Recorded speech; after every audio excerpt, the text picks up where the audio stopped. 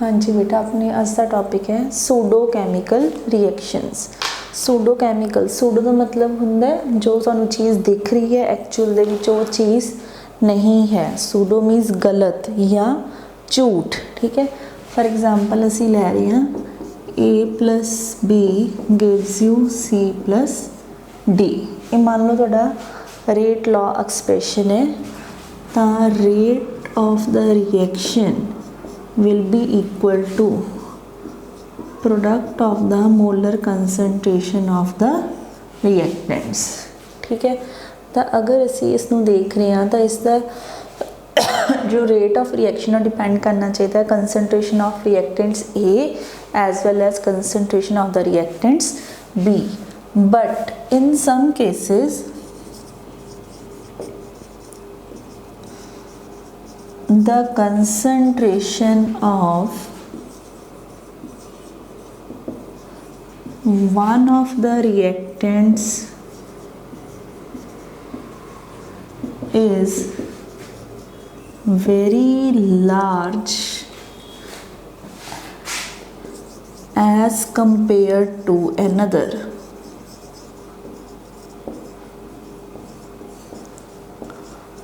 मान लो कि इन्हां दोनों रिएक्टेंट्स दे विचों एक दी कंसनट्रेशन बहुत ज़्यादा है as compare to another. For example if concentration of A is equal to 0.001 molar and concentration of B is 20 molar, तो कंसनट्रेशन ऑफ B बहुत ज़्यादा है अगर असी उसनों कंपेयर कर रहे हैं with respect to the concentration of A। तो इट मीन्स रिएक्शन है जो जी वो जो A कंज्यूम हो जाएगा, कंज्यूम होने का मतलब है कि A reaction they which use हो जाएगा, तो B तो बहुत ज़्यादा अमाउंट विच उदों भी पिया होएगा। कितना पिया होएगा B?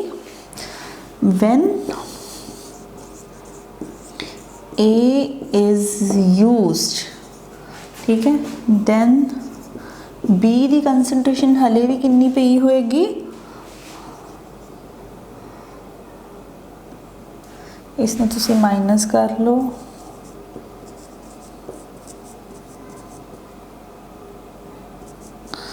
(19.999 मोलर। तो देखो B की कंसनट्रेशन दे विच बहुत घट वेरीएशन आ रही है, तो हले भी B बहुत ज़्यादा अमाउंट च पिया है, बट रिएक्शन रुक जाएगी। क्यों? क्योंकि A जो है वो पूरी तरह यूज़ हो चुका है। तो इट मीन्स इस केस दे विच जो रेट है वो कंसनट्रेशन ऑफ A ते ज़्यादा डिपेंड करेगा as compare to concentration of B। तो अगर असी K और B इसनों लिख लीए K0, तो साडा रेट ऑफ रिएक्शन की बन गया? Rate of reaction will be equal to K0 into A। तो इस तरह दी रिएक्शनस नूं असी कहने हैं pseudo chemical reaction. Why they are called pseudo? According to this expression the order of the reaction should be 2, ठीक है, but actually the order of reaction is 1, ठीक है। So such type of reactions are known as pseudo chemical reactions, ठीक है। Next is your collision theory.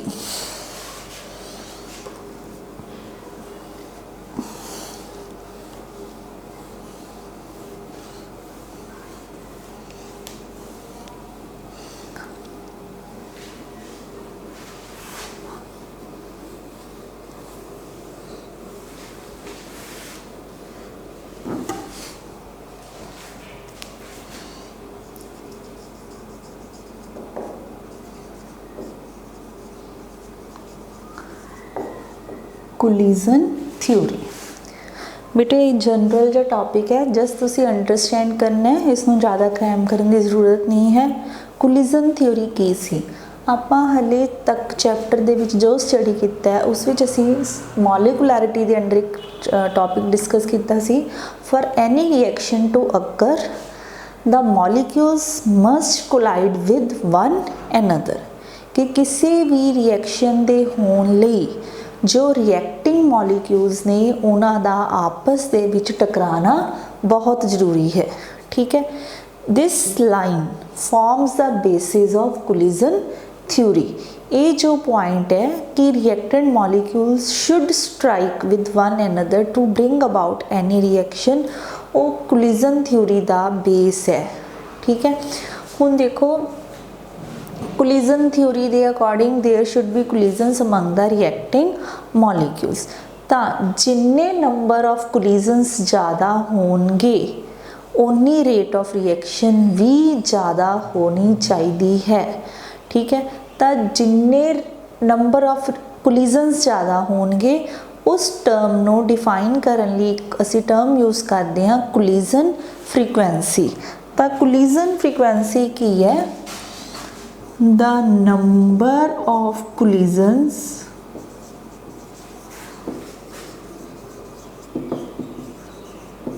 taking place per second, the number of collisions taking place per second per unit volume of the reaction mixture is known as collision frequency। किसी भी reacting जो mixture है और you can say reaction mixture है उसके per unit volume चाहे तुसी 1 litre decide कर लो चाहे 1 मिलीलीटर, 1 सैकेंड दे विच जिन्नियां कोलिजन्स हुंदियां ने द नंबर ऑफ कोलिजन्स, तो उस कोलिजन्स लई असी टर्म यूज़ की करते हैं collision frequency. It is denoted by Z। तो इसनों डिनोट करने लई असी की वर्ड की लैटर यूज़ करते हैं कैपिटल Z। तो it means more is the value of Z, more will be the number of collisions and the rate of reaction should be high। और ये नोटिस भी किया गया है कि इन जनरल जदों ही असी रिएक्टिंग मॉलिक्यूल्स नूं आपस दे विच मिक्स करते हैं to bring about any reaction, तो जिहड़ी नंबर ऑफ कोलिजन्स है that is very very high. In 1 second normally है जो 1 सैकेंड दे विच कितनियां कोलिजन्स हो जांदियां ने 10 raise to power 25 to 10 raise to power 28 collisions takes place. 1 second दे विच इन्नियां ज़्यादा कोलिजन्स हो जांदियां ने। अगर 1 सैकेंड दे विच इन्नियां ज़्यादा कोलिजन्स हो जांदियां ने तो हरेक रिएक्शन का जो रेट है वो बहुत ज़्यादा होना चाहिए। मीनस जो ही असी रिएक्टिंग मॉलिक्यूल्स नूं पाया प्रोडक्ट्स शुड बी देयर, क्योंकि असी कह रहे हैं कि 1 सैकेंड दे विच कोलिजन्स बहुत ज़्यादा हो रही ने। अगर कोलिजन्स ज़्यादा हो रही ने तो उसकी कोलिजन फ्रीक्वेंसी ज़्यादा है, और अगर कोलिजन फ्रीक्वेंसी ज़्यादा है तो rate of reaction should be high. So according to this concept every reaction should be fast in nature. दुनिया दे विच होने वाली हरेक रिएक्शन की होनी चाहिए है फास्ट। बट असी लैब्स दे विच बहुत सारे प्रैक्टिकल्स भी परफॉर्म किए हैं +1 दे विच, और ये चीज़ असी नोटिस करते हैं कि हरेक रिएक्शन है वो फास्ट रिएक्शन नहीं होंदी। कुछ रिएक्शनस तो एक्सट्रीमली स्लो होंदियां ने जिन्होंने होने लई दिन महीने साल तक लग जाते हैं, ठीक है। It means there is some another factor which decides the rate of reaction. तो it means rate of reaction सिर्फ नंबर ऑफ कोलिजन्स से डिपेंड नहीं करता, but those collision should be effective also, ठीक है। ये नहीं है कि रिएक्टेंट मॉलिक्यूल्स आपस दे विच टकरा रहे हैं तो प्रोडक्ट्स बन रहे हैं, नहीं। वो टकरा किस तरीके ना रहे हैं उन्हां तो प्रोडक्ट्स बन भी सकते हैं कि नहीं, उस फैक्टर ते डिपेंड करता है rate of reaction. So for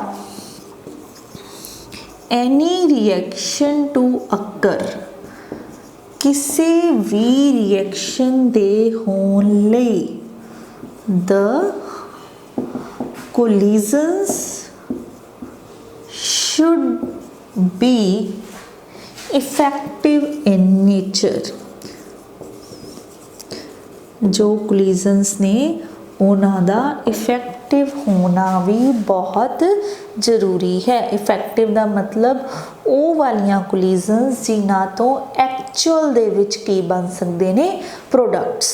ਠੀਕ ਹੈ, ਤਾਂ ਹੁਣ ਕਿਹੜਾ ਫੈਕਟਰ ਹੈ ਜਿਹੜਾ ਕਿ ਇਸ ਚੀਜ਼ ਨੂੰ ਡਿਸਾਈਡ ਕਰਦਾ ਹੈ ਕਿ ਜਿਹੜੀਆਂ ਕੋਲੀਜ਼ਨਸ ਨੇ ਉਹ ਇਫੈਕਟਿਵ ਵੀ ਨੇ ਕਿ ਨਹੀਂ।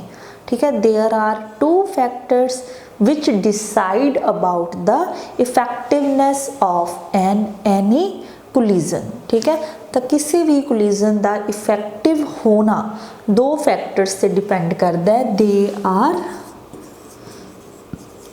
energy barrier and second is orientation barrier। ਤਾਂ ਦੋ ਰੁਕਾਵਟਾਂ ਨੇ, ਦੋ ਬੈਰੀਅਰਸ ਨੇ ਜਿਹੜੇ ਕਿ ਡਿਸਾਈਡ ਕਰਨਗੇ ਕੋਲੀਜ਼ਨਸ ਇਫੈਕਟਿਵ ਹੈ ਵੀ ਜਾਂ ਨਹੀਂ। ਠੀਕ ਹੈ, ਹੁਣ ਐਨਰਜੀ ਬੈਰੀਅਰ ਕੀ ਹੈ? ਕਹਿੰਦੇ ਅਸੀਂ ਕਹਿ ਰਹੇ ਹਾਂ ਕਿ ਰਿਐਕਟਿੰਗ ਮੋਲੀਕਿਊਲਸ ਹੈ ਜਿਹੜੇ ਉਹ ਬਹੁਤ ਜ਼ਿਆਦਾ ਸਪੀਡ ਤੇ ਇੱਕ ਦੂਸਰੇ ਨਾਲ ਟਕਰਾ ਰਹੇ ਨੇ, ਬਟ ਸਿਰਫ ਟਕਰਾਣਾ ਹੀ ਜ਼ਰੂਰੀ ਨਹੀਂ ਹੈ ਰਿਐਕਸ਼ਨ ਦੇ ਹੋਣ ਲਈ।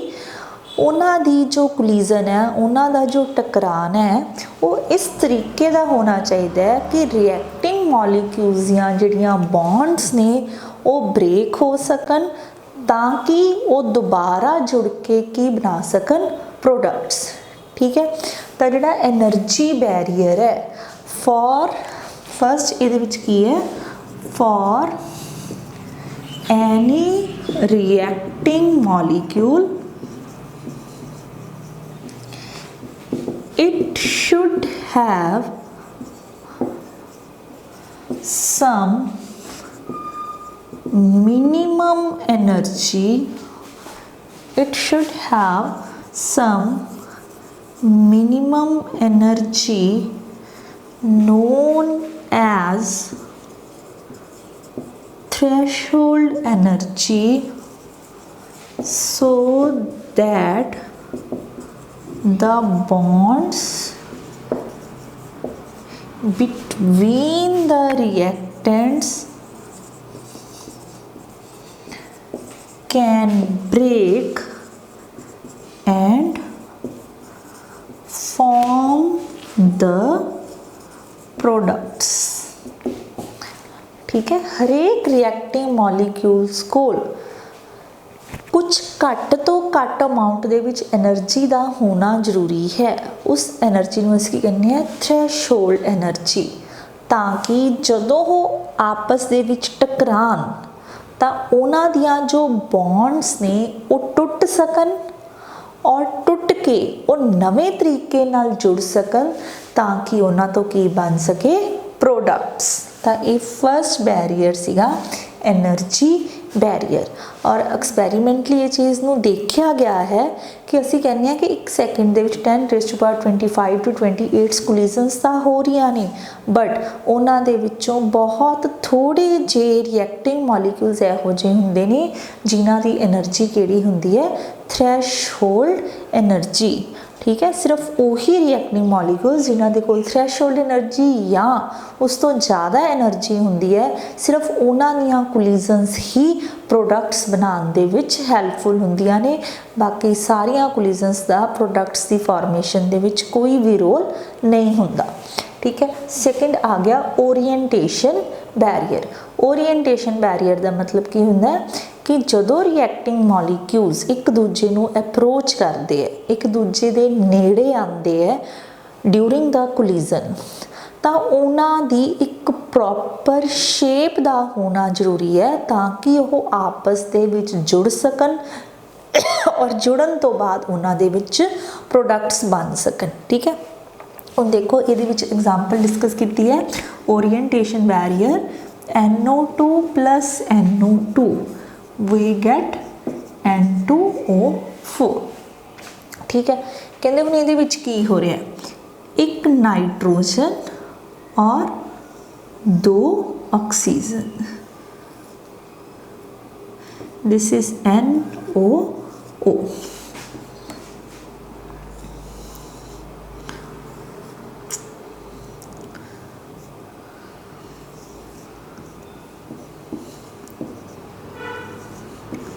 देखो जदों तां 2 ONO2 दे मॉलीक्यूल्स इस प्रॉपर ओरीएंटेशन दे विच, इस प्रॉपर शेप दे विच एक दूसरे वाल आंदे है तां उन्हां तो N2O4 बनेगा। N2O4 किवें बनेगा, this is your NNOO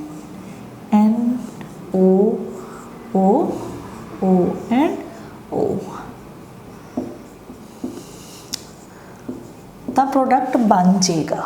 but अगर उन्हां दी ओरीएंटेशन कोलिजन के दौरान इदां दी है, ठीक है, तो फिर उन्हां तो कभी भी प्रोडक्ट्स है जिहड़े ओह नहीं बन सकते। इट मीनस प्रोडक्ट्स की फॉर्मेशन के लिए रिएक्टेंट्स जो एक दूसरे वाल अप्रोच करते हैं तो उन्हां दी ओरीएंटेशन का ठीक होना भी ज़रूरी है। तो ये 2 फैक्टर्स ने जिहड़े कि मिल के डिसाइड करते हैं कि कोलिजन इफेक्टिव है या नहीं।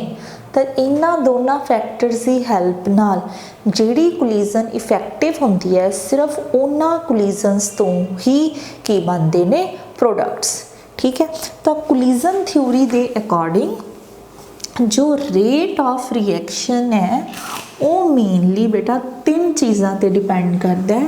किहड़ियां-किहड़ियां 3 चीज़ों पर? सब तो पहला तो फर्स्ट ये है कि प्रोडक्ट्स की फॉर्मेशन के लिए रिएक्टिंग मॉलीक्यूल्स का आपस दे विच टकराना बहुत ज़रूरी है। पहला तो कोलिजन्स का होना ज़रूरी है। फिर सैकेंड की आ गया, उन्हां टोटल कोलिजन्स के विचों कितना फ्रैक्शन मीनस कितना हिस्सा है जिहड़ा कि कोलिजन्स नूं इफेक्टिवली शो करता है। तीसरा, जिहड़ियां इफेक्टिव कोलिजन्स के विच तुहाडे जिहड़े रिएक्टिंग मॉलीक्यूल्स है उन्हां दा एनर्जी बैरियर और ओरीएंटेशन बैरियर भी ठीक होना जरूरी है, ठीक है। तो किहड़े-किहड़े फैक्टर्स हो गए? सब तो पहला तो कोलिजन शुड बी देयर, फिर only a small fractions of the collisions are effective in nature. Third, for effective collisions the molecules should have minimum energy and proper orientation, ठीक है। सब तो पहला टकराना जरूरी है, फिर उन्हां दे विचों only a small fraction is effective in nature, and third is जिहड़ी उन्हां दे fraction of molecules या for any effective collisions the reacting molecules should have proper energy as well as proper orientation.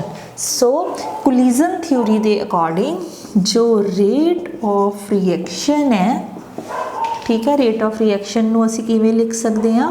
-dr/dt, ठीक है ना। Minus का मतलब reactant से concentration घट रही है with respect to time, it is dependent upon the F into Z, where F is fraction of molecules having effective collisions, और Z की है collisions frequency। तो जो रेट ऑफ रिएक्शन है वो दोनों फैक्टर्स से डायरेक्टली प्रोपोर्शनल है। जिन्ना fraction of molecules having effective collisions ज़्यादा होएगा उन्ना रेट ऑफ रिएक्शन भी ज़्यादा होएगा। सेकेंड फैक्टर, जिन्नियां नंबर ऑफ कोलिजन्स ज़्यादा होणगियां उन्ना भी रेट ऑफ रिएक्शन ज़्यादा होएगा।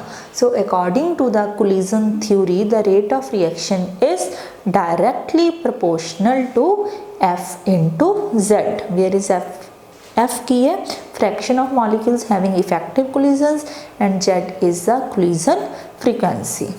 ठीक है, नेक्स्ट टॉपिक है अपना temperature dependence of any reaction.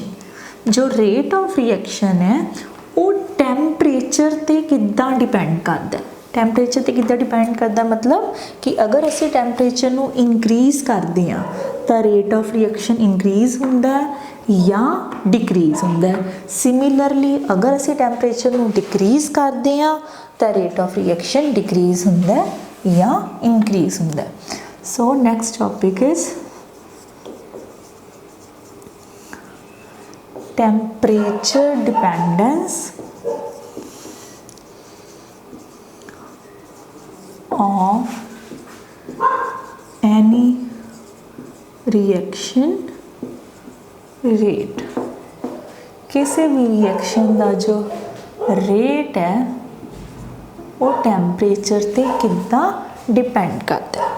और इस चीज़ नूं तुहानूं शायद सारिਆਂ ਨੂੰ ही पता है कि rate of reaction is directly proportional to the temperature. जे तुसी किसी रिएक्शन का टैंपरेचर इंक्रीज करते हो तो रेट ऑफ रिएक्शन वध जाता है, और अगर तुसी किसी रिएक्शन का टैंपरेचर डिक्रीज करते हो तो रेट ऑफ रिएक्शन डिक्रीज कर जाता है। ठीक है, तो इसलिए एक जनरल रूल भी बनया हुआ है, ठीक है, जिसनों असी कहने हैं इन टर्म्स ऑफ डिफाइन करते हैं टैंपरेचर कोफिशिएंट। ठीक है, तो टैंपरेचर कोफिशिएंट की है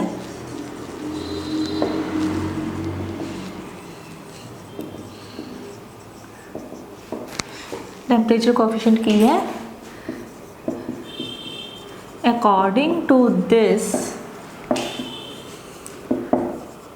rate of reaction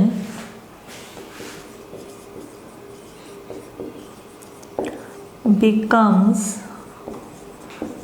double for every 10 degree rise in temperature। Temperature coefficient में असी डिफाइन किवें कर रहे हैं या इसमें एक जनरल रूल भी कहा जाता है कि इस रूल के अकॉर्डिंग जो किसी भी रिएक्शन का जो रेट है वो दुगना हो जाता है अगर असी उस रिएक्शन नू 10 डिग्री टैंपरेचर वधा के करते हाँ। फॉर एग्जाम्पल मान लो तुसी कोई रिएक्शन की है पहला 20 डिग्री सैल्सीयस से, ठीक है, उत्थे तुसी उसका रेट फाइंड आउट कर लिया, मीनस उस रिएक्शन को कंप्लीट होने लिए मान लो कि 10 मिनट्स लग रहे हैं। ठीक है, फिर अगर तुसी रिएक्शन 20 डिग्री सैल्सीयस की जगह 30 डिग्री सैल्सीयस से कर दें हो तो इट इज़ एक्सपैरीमेंटली नोटिस दैट कि वो रिएक्शन हम 10 मिनट्स की जगह कितने मिनट्स च हो रही है 5 मिनट्स के विच, मीनस रेट ऑफ रिएक्शन की हो गया डबल। तो टैंपरेचर कोफिशिएंट नू असी किद्दां लिखते हैं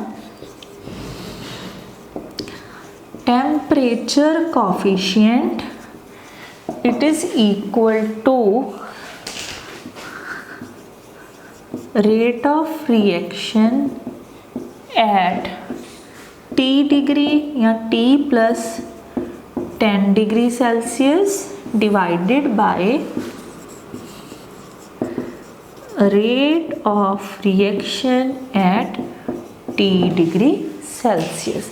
मीनस जिन्ने टैंपरेचर ते तुसी पहला रिएक्शन की है और उसके विच अगर 10 डिग्री राइज कर दोगे तो जो उसका कोफिशिएंट आंदा है उसनूं की कहते हैं temperature coefficient and it is usually equal to 2। ठीक है, रेट ऑफ रिएक्शन की बन जाता है 2। हुण असी ये देखना है कि इहो जी केड़ी चीज़ है कि असी टैंपरेचर इंक्रीज करते हैं तो रेट ऑफ रिएक्शन की हो जाता है डबल। तो हुणे असी की क्या है कि रेट ऑफ रिएक्शन दो चीज़ों पर डिपेंड कर रहा है F इंटू Z। तो Z की है कोलिजन फ्रीक्वेंसी। ठीक है, हुण फर्स्ट फैक्टर है collision frequency that is Z। मान लो कि कोई रिएक्शन असीं पहलां T डिग्री ते कीती, फिर कित्थे कीती है T+10 डिग्री ते। तो सानू पता ही है कि जदों असीं टैंपरेचर नू इनक्रीज़ करदे हां तां की इनक्रीज़ करदी है काइनैटिक एनर्जी। ये असीं +1 दे विच डिस्कस कीता है कि kinetic energy is directly proportional to the square root of temperature. तो जे असीं टैंपरेचर वधा दांगे तो काइनैटिक एनर्जी वध जाएगी। काइनैटिक एनर्जी का मतलब कि जिहड़े रिएक्टिंग मॉलीक्यूल्स है हुण वो पहलां नालों होर तेज मूव करन लग जाणगे। तो जिन्नी जल्दी वो मूव करनगे तो कोलिजन्स जिहड़ियां ने वो पहलां नालों भी इनक्रीज़ हो जाणगियां। ते जे कोलिजन्स इनक्रीज़ हो गईयां तो की वध गया कोलिजन फ्रीकुएंसी। तो इट मीनस कोलिजन फ्रीकुएंसी दे वधन नाल रेट ऑफ रिएक्शन इनक्रीज़ करती है, बिकॉज असी हुणे क्या है कि rate of reaction is directly proportional to F into Z। ठीक है, फिर ये एक्सपैरीमेंटली डिटरमिन किया गया है कि अगर असी किसी रिएक्शन नू 10 डिग्री टैंपरेचर इनक्रीज़ करके उसकी कोलिजन फ्रीकुएंसी नोट करते हैं तो जी वो चेंज है in the number of collisions वो कितनी है, ओनली 3%। ठीक है, मान लो कि जे वो पहला 100 कोलिजन्स होंदियां सीगियां फिर कितनियां होण लग जांदियां ने 103। तो बट असी की कह रहे हैं कि रेट ऑफ रिएक्शन कितना हो रहा है, डबल। डबल का मतलब जे वो collisions sorry rate of reaction दियां कोलिजन्स 100 सी तो हुण 200 हो जानियां चाहिदियां सी, बट हुंदियां कितनियां राइज ने, ओनली बाय 3%। तो इट मीनस सिर्फ Z डिसाइड नहीं करूगा कि टैंपरेचर दे वधन नाल रेट ऑफ रिएक्शन वधदा है, there should be some another factor जिहदे नाल असीं ये डिसाइड करांगे कि टैंपरेचर दे वधन नाल जिहड़ा रेट ऑफ रिएक्शन है वो डबल हो जाएगा। ठीक है, की क्या है बेटे तुहानूं मैं sorry the rate of reaction is dependent mainly upon 2 factors, किहड़े-किहड़े F and Z। T temperature नूं जो असीं 10 डिग्री नाल इंक्रीज़ करते हैं तो रेट ऑफ रिएक्शन की बन रहा है डबल। तो कहते नो डाउट टैंपरेचर दे वधन नाल kinetic energy of the reacting molecules increase करती है। जे काइनैटिक एनर्जी इंक्रीज़ करती है तो नंबर ऑफ कोलिजन्स वधन गया, नंबर ऑफ कोलिजन्स वधन गया तो Z वधूगा। बट ये जिहड़ा Z वधदा पिया है ये सिर्फ 3% इंक्रीज़ होंदी पई है। अगर 3% इंक्रीज़ होंदी पई है तो रेट ऑफ रिएक्शन डबल क्यों हो रहा है? ठीक है, तो it means there is some another deciding factor of the rate of reaction. तो जो सेकेंड डिसाइडिंग फैक्टर है वो की है कि फ्रैक्शन ऑफ मॉलीक्यूल्स जिहड़ा F वाला पार्ट है उहदे विच ज़्यादा चेंज आती है जिहड़ा कि इफेक्ट करता है रेट ऑफ रिएक्शन नू। ठीक है, तो हुण देखो इस चीज़ नू बेटे मेनली समझना ही है, क्रैम नहीं करना, रट्टा नहीं लगाना। तो हुण fraction of molecules having effective collisions उन्हां दा मेजर रोल हुंदा है in determining the rate of reaction. तो असी बेटा +1 दे विच एक ग्राफ स्टडी किया होया मैक्सवेल बोल्ट्जमैन डिस्ट्रीब्यूशन लॉ।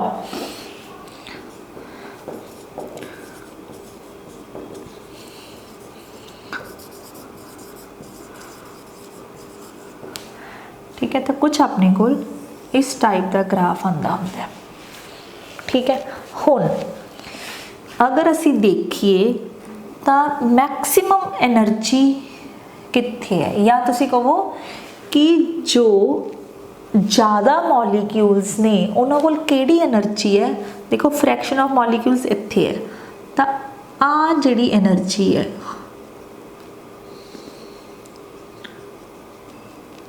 इत्थे फ्रैक्शन ऑफ मॉलीक्यूल्स सब तो ज़्यादा है, तो ये जिहड़ी एनर्जी है इसनों क्या जाता है most probable kinetic energy. Means सब तो ज़्यादा मॉलीक्यूल्स कोल इन्नी एनर्जी हुंदी है। ठीक है, बट एक्चुअल दे विच ए वाली जो एनर्जी है बेटा, ए वाली सिर्फ ए वाली एनर्जी जेड़े मॉलीक्यूल्स कोल हुंदी है उन्हां दियां कोलिजन्स की हुंदियां ने इफेक्टिव। मीनस ਉਹਨਾਂ ਕੋਲ ਓਰੀਐਂਟੇਸ਼ਨ ਵੀ ਪ੍ਰੋਪਰ ਹੁੰਦੀ ਹੈ ਤੇ ਉਹਨਾਂ ਦਾ એનર્ਜੀ ਬੈਰੀਅਰ ਵਾਲਾ ਵੀ ਕਨਸੈਪਟ ਕਲੀਅਰ ਹੁੰਦਾ ਹੈ। ਮੀਨਸ ਸਿਰਫ ਜਿਹੜੇ ਇਸ એનર્ਜੀ ਤੇ ਕਿੰਨੇ ਫ੍ਰੈਕਸ਼ਨ ਨੇ ਬੇਟਾ, ਮੀਨਸ ਚਾਹੇ ਇੰਨੇ ਫ੍ਰੈਕਸ਼ਨ ਆਫ ਮੋਲੀਕਿਊਲਸ ਨੇ ਤਾਂ ਦੇਖੋ ਇੰਨੇ ਫ੍ਰੈਕਸ਼ਨ ਕੋਲ ਆ ਵਾਲੀ એનર્ਜੀ ਹੈ ਤਾਂ ਇਹ ਮਿਨੀਮਮ એનર્ਜੀ ਹੈ, ਇਹ ਥ੍ਰੈਸ਼ਹੋਲਡ એનર્ਜੀ ਹੈ ਜਿਹੜੇ ਕਿ ਮੋਲੀਕਿਊਲਸ ਕੋਲ ਹੋਣੀ ਜ਼ਰੂਰੀ ਹੈ ਤਾਂ ਕਿ ਉਹਨਾਂ ਤੋਂ ਪ੍ਰੋਡਕਟਸ ਬਣ ਸਕਣ। ਕਹਿਣ ਦਾ ਮਤਲਬ ਕਿ ਜਿਹੜਾ ਆ ਵਾਲਾ ਸ਼ੇਡਡ ਏਰੀਆ ਮੀਨਸ ਜਿਸ ਦੀ એનર્ਜੀ ਜਾਂ ਤਾਂ ਇੰਨੀ ਹੈ ਜਾਂ ਇਸ ਤੋਂ ਜ਼ਿਆਦਾ ਹੈ, ਸਿਰਫ ਉਹੀ ਫ੍ਰੈਕਸ਼ਨ ਵਾਲੇ ਮੋਲੀਕਿਊਲਸ ਜਿਹੜੇ ਨੇ ਉਹਨਾਂ ਦੀਆਂ ਕੋਲੀਜ਼ਨਸ ਕੀ ਹੋਣਗੀਆਂ ਇਫੈਕਟਿਵ ਤੇ ਉਹਨਾਂ ਤੋਂ ਕੀ ਬਣਨਗੇ ਪ੍ਰੋਡਕਟਸ। ਠੀਕ ਹੈ, ਹੁਣ ਜਦੋਂ ਅਸੀਂ ਇਸ ਰਿਐਕਸ਼ਨ ਦਾ ਟੈਂਪਰੇਚਰ 10 ਡਿਗਰੀ ਇਨਕਰੀਜ਼ ਕਰਤਾ ਤਾਂ ਇਹ ਜਿਹੜਾ ਮੈਂ ਗ੍ਰਾਫ ਪਲਾਟ ਕੀਤਾ ਹੈ ਇਹ ਕੀਤਾ ਮੰਨ ਲਓ ਐਨੀ T ਡਿਗਰੀ ਸੈਲਸੀਅਸ ਤੇ। ਹੁਣ ਇਸ ਗ੍ਰਾਫ ਨੂੰ ਹੀ ਮੈਂ ਪਲਾਟ ਕੀਤਾ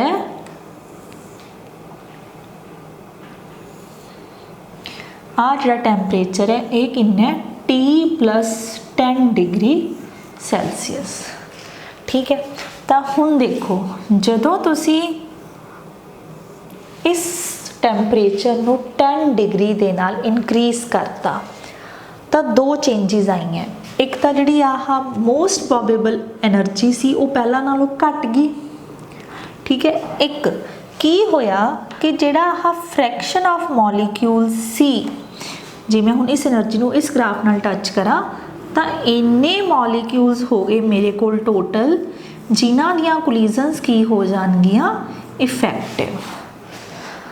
ਤਾਂ ਜਿਹੜਾ ਉਹ ਸ਼ੇਡਡ ਏਰੀਆ ਸੀ ਉਹ 10 ਡਿਗਰੀ ਟੈਂਪਰੇਚਰ ਦੇ ਇਨਕਰੀਜ਼ ਕਰਨ ਨਾਲ ਪਹਿਲਾਂ ਨਾਲੋਂ ਕੀ ਹੋ ਗਿਆ ਆਲਮੋਸਟ ਡਬਲ।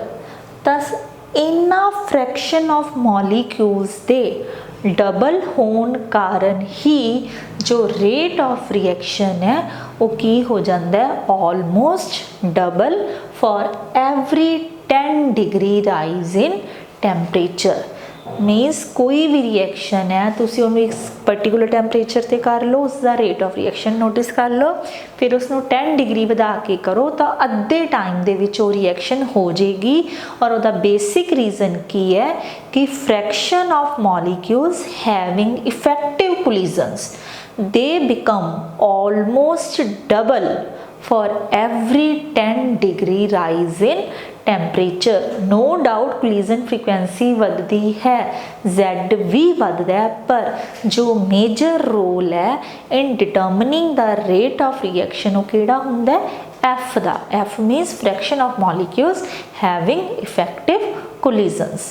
ठीक है, तो ये ਤੁਹਾਡਾ ਸੀਗਾ temperature dependence of any reaction rate. Rate of reaction the temperature ਤੇ ਕਿਵੇਂ ਡਿਪੈਂਡ ਕਰਦਾ ਤਾਂ ਆਨਸਰ ਕੀ ਹੈ for every 10 degree rise in temperature the rate of reaction becomes almost double and it is mainly due to increase in the number of fraction of molecules which become almost double for every 10 degree rise in temperature।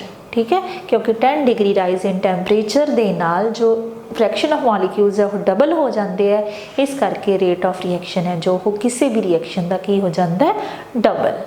ठीक है बेटा, चलो next topic ਆਪਾਂ next lecture ਦੇ ਵਿੱਚ discuss ਕਰਾਂਗੇ।